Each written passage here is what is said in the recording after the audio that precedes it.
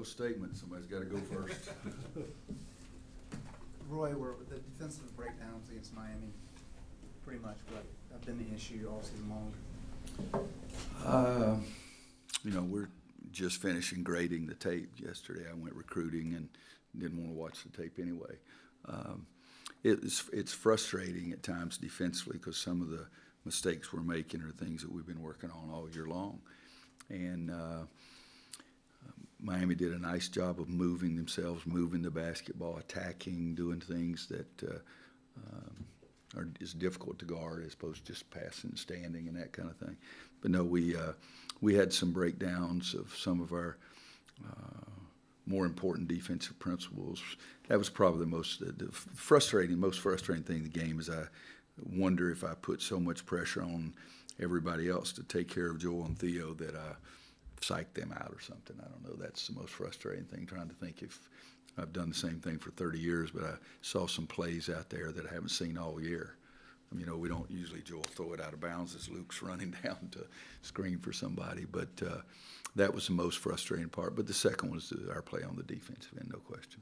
In the big picture, the sort of chronic issues on defense, how much of that is just not having someone inside who can defend the rim and clean up so many of the messes on the perimeter, so to speak? I wish I could give you a percentage. There's no question. Look at that. That's a big problem.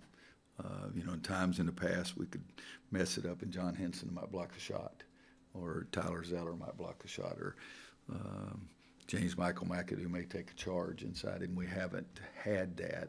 So that's a problem. But also we're allowing them to get in there more than we ever have in the past too. We've changed. We've backed off of our pressure more the last 3 or 4 weeks, and no, not more. It's the only time in my life I've ever done that. We call it 21 defense. The last 2 or 3 years, Coach Smith coached. They went to 21 defense. Coach Guthridge went to 21, and I never did. And when I came back here, Coach said he wished he had never done it, you know, that kind of thing. He told me to stick to my stubbornness, I think is what he called it. But we've changed, and we still haven't gotten what we wanted to get. Well, I'm working on an unrelated off-topic kind of thing, but with everything emerging with this FBI stuff and the agents, shoe companies, coaches, what kind of reforms would you like to see in college basketball?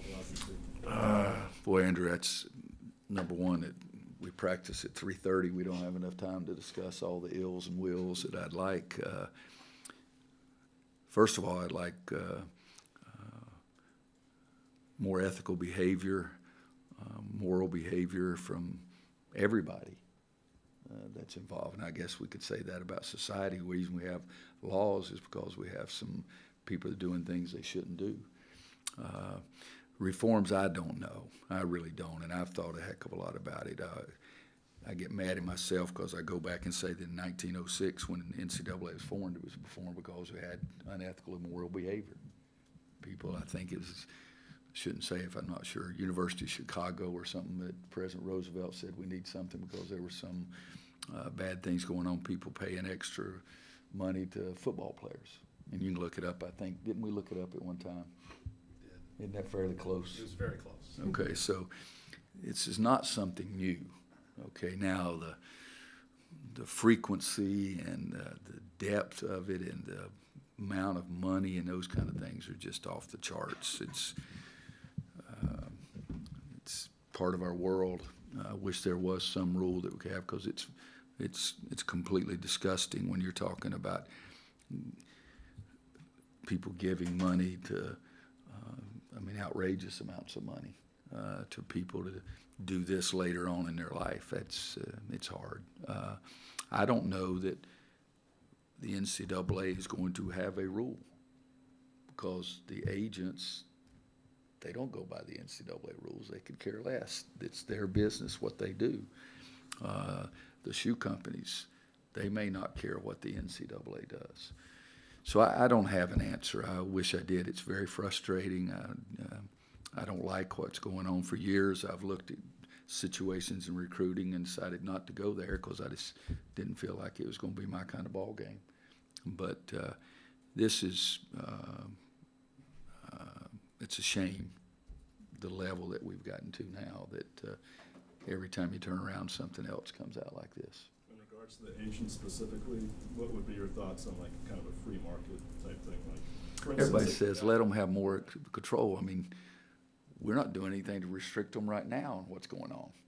I mean, you know, they said, well, if you just let them get advice, I don't buy that. I mean, we give them all the advice we can give, and I've never had a player go in a draft that I didn't tell him almost exactly where he was going to be drafted. So why do you need an agent to tell you what you want to hear so you'll do what they want you to do?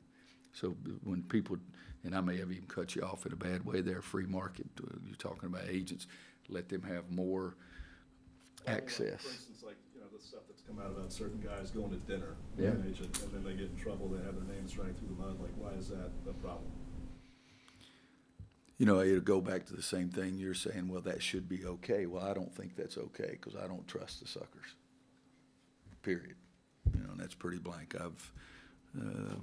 I've tried to do a lot of things with agents over the years to try to keep it a little sheltered cocoon, and sometimes it works and sometimes it doesn't. And it's been very frustrating. Coach, along those same lines, when you're recruiting kids, do you have any procedures in place to make sure they haven't dealt with any dirty agents or any runners or things like that? You know, we talk to them all the time, tell them this is the way things are supposed to be done. You know, somebody can affect your eligibility. When they get here, we talk to them. They have to, I think we have something they're even supposed to sign that they haven't dealt with any agents. And there's some good agents. I just think it's a bad profession. They want part of your money. That's the bottom line. But I have, when I was here with Coach Smith, he had a process. They brought people in, interviewed the families, and it was pretty solid. I've done that for 30 years. But we don't have control. Some families, and they have the right to choose who they want. They have the right to interview and talk to who they want. So we just try to counsel them and tell them, you know, what you can do, what you can't do, and we trust the kids a lot. There's 2 pieces of advice I give every one of them. Don't take anything except from your parents and us. I'm not going to give you anything illegal, and your parents can give you any daggum thing they want. If you follow that rule, there's no problem. And I tell every player that ever comes in, every class, multiple times. I don't allow Clinton walking in my locker room. Hell, he's heard me say that 400 times. And so, you know, to me, that's a pretty simple thing. But still, I can't control what happens out there because they don't have to listen to me, they being the agents. They can do what they want to do. But sometimes I've been able to have a great deal of influence. And I think it's all been a very positive thing, and sometimes I haven't been able to have very much influence. Do you have an agent, Coach? Nope. And other coaches do. Why have you chosen not to do that? Don't like the profession. People also tell me I'm the worst daggum negotiator that's ever lived. I can tell you about 10 different situations where I took less money to keep doing what I wanted to do, but I just never have, unless you want to call Wanda. She's pretty damn tough. You know, when I was at Kansas, I had the dean of the law school look over every contract I had. Came here, I still had the guy who was the former dean of the law school at Kansas look over my contracts. I've had him look over contracts for other coaching friends, whether it's Wes Miller, C.B. McGrath, or anything like that. But no, and again, I should have listened to Coach Smith. He was going to be the toughest negotiator I'd ever seen. When the report came out, obviously one of your players' name was in it, Tony Bradley. Were you aware of that meeting before it was you saw the report? And if so, do you know about any details between the meeting, alleged meeting? I was told Friday morning at 7 o'clock and almost got sick. I felt like I was going to puke. And then we looked into it more and more and more and more, and it wasn't quite as bad as my first feeling. You know, I mean, I didn't like it, but nobody knew exactly what date it was. Nobody knew that it was true. You know, if this is my own take, if somebody's going to do things a little shaky, they'll also turn in a false expense report. You know, so that's Roy Williams' thought. It doesn't mean I have anything to verify that, but we've done a great deal of checking into it, and so far we're not in a position to tell what we've found out, but we've done a great deal of discussion with all the parties involved. Roy, along those same lines, like this Dawkins character, he worked for Andy Miller. Andy Miller was disassociated by NC State. would you have liked to have known that that guy had been disassociated by an ACC school? And would it be good for schools to know what agents have been deemed kind of shady by other schools? Yes, it probably would be good for that to be known. I think I checked with Clint and Kirsch. Did we say we had never disassociated anybody in basketball, or was there one? Not to my knowledge, I don't think so. See, we've never disassociated with one in basketball because I do try extremely hard to have a little cocoon to protect our players. But when we have disassociated ourselves in other sports from people, we notify the ACC, and I think it'd probably be good for the ACC to send that out. Who else? You gave me a list. NCAA, ACC, and the Secretary of State's office. Yeah, so and there's been several that we've disassociated with us in other sports, and we've sent all the information to those people. And I'd say, yeah, it probably would be good, but I didn't have to have them tell me in that situation. Coach, what's the, to kind of change the subject here, what's the craziest thing a guy at inside Cameron Indoors kind of said to you, coming from students, crowd, anything funny, crazy, outrageous that comes to mind when you think about that atmosphere? I don't know if it didn't involve me. Sean May tells me the story about when he was here, and it may have been our second year, that somebody threw a Big Mac out and had it on a hook fishing line kind of thing, and Sean thought it was crazy funny. He thought that was pretty neat. Was that my second year? I was going to get the Big Mac, but yes, it was. Well, he was throwing out between Sean and Kirsch, that kind of thing. But they've, I don't really get too involved about worrying about it. They're great fans. They're very enthusiastic. They've gotten a lot more humorous. I was here as an assistant when it was definitely vile and vulgar and ugly and everything. But they've gotten a lot more humorous over the years. And when you're going to the locker room and they're right there leaning over you, waving their hands at you, I'm always afraid that I'll turn around to say something and then run into one of them's hand, and that would bother me a great deal. But other than that, they're college kids for the most part. I had them throw a rotten grapefruit one time and hit me. They were aiming at Coach Smith. The only thing that made me mad is they had such bad aim. Coach, Saturday's obviously big enough as it is. Do you think there's any more incentive, or I guess more urgency, with the fact that Carolina and Duke are both coming off losses, both coming off the way that they did, and the fact that you've got the ACC coming next week? Well, there's a sense of urgency every time we play. You add the fact that both of us lost, that makes it a greater sense of urgency. The rest of the stuff, I don't think we think about. I would let you ask Mike the same thing, but it's Duke against North Carolina, and we got our tails beat the last game. Have you seen enough film of them since you were last game with them to see if anything changed from your perspective in what they're doing? I've seen some film. I don't know if I've seen enough to make that assessment, and I haven't seen enough to make me feel that I know anything different myself. No. We saw on senior night how invested you are in this rivalry. When somebody interrupted your speech and you went right at them and said, "You think I don't want to beat their butts?" That's what you said. Does your routine change at all? We got a little bit of build-up to this game. Does it change for you, knowing how much these games mean? It's more a little irritating when somebody just thinks that that's our measure of success. I mean, really, I want to beat everybody. And some guy that I walk with had a great statement: if we go 29-2 or 33-2 and win the national championship and lose to Duke both times, I'm going to be the happiest sucker on the planet. So I think it does get. I have people all the time, just beat Duke. So if I go, what do we play, 18? If we go 2-18 in the league, you think they're going to keep my rear end around here? If both wins are against Duke, I mean, that's silly. So it's a little bit of that.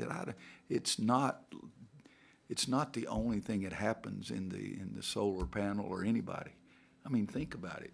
If we go 2-16 next year and we beat Duke both times, and next year you guys are going to be talking to somebody else right here, because they're going to fire me or I'm going to jump off the building. I'm not going to save myself. Oh, we beat Duke twice. I just don't do that. So that attitude is a little. I have a hard time understanding that, because I do all the time. Just beat Duke. I want to beat everybody. If I'm 10-1 or 1-10, I'd rather be 10-1, and not 1-10. My Mike has said in the past he thinks one of the reasons these two programs have so much success in the NCAA tournament is because the two games you play are so unique and different from everything else that the guys, once they get into the postseason, have already played about as intense a game as they're going to find. Do you put a lot of stock into that? Well, it's a high-intensity, high-volume game. But, you know, we used to play Oklahoma State, and it was hand-to-hand combat for 40 minutes. And when you left, you were bleeding. That was highly intense. And then Alba Gallagher, I guess it is, and that guy's behind my bench shooting a rifle. God dang, it doesn't get any more intense than that. You know, but this is another level because of what the media does to it. But on the court, it's very intense. It really is. And I think it does get you ready. You know, you have some more intense games when you get in the league, and particularly you get in this close to the end of the year. But it's a rivalry like no other. I really believe that, and I've said it before. I'm very flattered to be a small part of it and enjoy it. I really do. But I was just as, God, watch, my wife doesn't like the way I say this, I'm just as ticked off after the Miami game as if we lose on Saturday. It won't be any more. It's a loss. And if we didn't play well, I'm just as ticked off Tuesday night against Miami. And you guys can choose to believe that or not, because it's true, and I don't really care what anybody else believes. What areas have you seen Hubert Davis grow the most since he came and joined us? Oh, gosh. Well, the recruiting was really completely new to him, and he's really grown and had a great deal and understands it. And Steve Robinson and I have a line that he understands a lot more. We used to say, kids lie, parents lie, coaches lie. You know, and Hubert just didn't believe that. Now he believes it a lot more. You know? But on the court, I think he's more definitive when he says something. He's more demanding when he says something. He understands that it's okay to get disgusted and tell them that he's disgusted with their effort or with their play or something, and you can still tell a kid that and still love him. So I think he's grown in every area, every area. When you come out, when there's a timeout, I've noticed that you take off your glasses before you get in. Mm-hmm. At a JV game I was watching Hubert, he did the same kind of motion. Is that, you know, is there anything to that? Is that just a tick that you have that he picked up, or? You know, I did not know he did that. But for me, it's easy. I mean, I almost, several times a year, I started not to even wear glasses. I'll educate everybody. Your eyesight changes. You know, and mine's getting better from a distance. It's getting worse reading. And I used to have the glasses and I would take them off because anything close was blurry. And if I'm screaming at you about boxing out, I want to know that it's you, not somebody else, you know. So what I do is I take my glasses off and set them down so I can talk to the team and they're close and it not be blurry. Strictly, that's all it is. And then I put them back on. Because at Kansas one time I looked and I had to squint like that. I couldn't even see how many fouls we had on them. And so I knew it was time to get glasses. And a guy drove and dunked it, and I started yelling at a guy, and he was on the other side of the floor. It wasn't him. You know, so players took me to the eye doctor and bought the glasses, so at least I'd yell at the right guy. But that's the reason I do it. But now my distance has improved. I think I could probably coach without them. Coach, after the But it's on my driver's license. I have to have them, so I make sure. After Duke and Syracuse played last week, both coaches were asked about changes, kind of like Andrew asked you. And Coach Boeheim, I always say it wrong. He said he would like to see the one-and-done rule gone. Do you agree with that? Do you have an opinion about the one-and-done rule? There's nothing perfect. The one-and-done's been helpful to the NBA because they haven't made as many mistakes. If they stayed 2 years, they wouldn't make as many mistakes. But yet, this is America. LeBron James didn't make a mistake either. But I think it's the NBA's rule. It's not ours. And I think they think it's better than taking kids right out of high school because they'd see a 6'11" kid playing against everybody that looks like people in here. And that's not a very good evaluation. So I think it's better for the NBA to have the one and done, and might be even better if it's two and done. But I'm going to coach whatever we have. And I'm always going to believe there's no rule that's perfect. And the football rule is good for football because it's more of a body development kind of issue for them than it is for us. The baseball rule is something that some people would like, but I don't think it's perfect. A guy coming out of high school is going to be a top 10 pick and $8 million, and then 2 years later he's in college and he tears his arm up, he's getting nothing. So there's no perfect rule. So I don't have a stand on anything. I really don't, because number one, it's not my rule. The NBA's rule, and they get to choose what they want to do. But I'm going to coach with whatever rule we have. Coach, your sweater and pullover is getting a lot of play on Twitter. What is that, a new sweater? Yeah, it's been it's a hot topic on the Twitter right now. Is that a new People sweater? need to get a hell of a lot more things to do then. My God. Just teed that one up for you, didn't He did. I like sweaters. I really do. Don't like agents, do like sweaters. Yeah, there's a lot of things in people between agents and sweaters, like everybody in the world. Okay. No, I like sweaters. When I was here as an assistant for 10 years, we wore coat and tie in the office every day. June, July, and August, school's not in session, we didn't. I went to Kansas. First 3 or 4 years, we wore coat and tie in the office every day. And I felt like after that I called coach and told him I'm not doing this anymore. And he said, well, you get to choose that. You're the head coach. And so I started wearing more sweaters. Sometimes I'd wear a tie with them. But I like playing golf. I like sweaters when it's cool. And back bothered me for several years, and so I wore more sweaters just to warm up my back. But it's comfortable. I mean, none of you suckers got on a tie. What crap you talking to me about, that kind of thing. But I do. I like being warm, and I don't mind colors. Some guys get on me about all the pink I wear, and I just laugh at them. Is it a particularly new sweater or just new to us? This one? That one. I've probably worn it. I think I got it in late summer, but I've worn it several times. Yeah, I got another one that's close to it. Less pink? About the same. See, I'll ask something else. Roy, I have one more. Our press conference this year, they have really gone downhill, have they? One more Hubert-related question. I was curious. At what point did you entrust him to handle a scouting report? I remember earlier this year you kind of mentioned him in the scouting report. First year. We go back quite a ways. I mean, my last year here was when we recruited Hubert.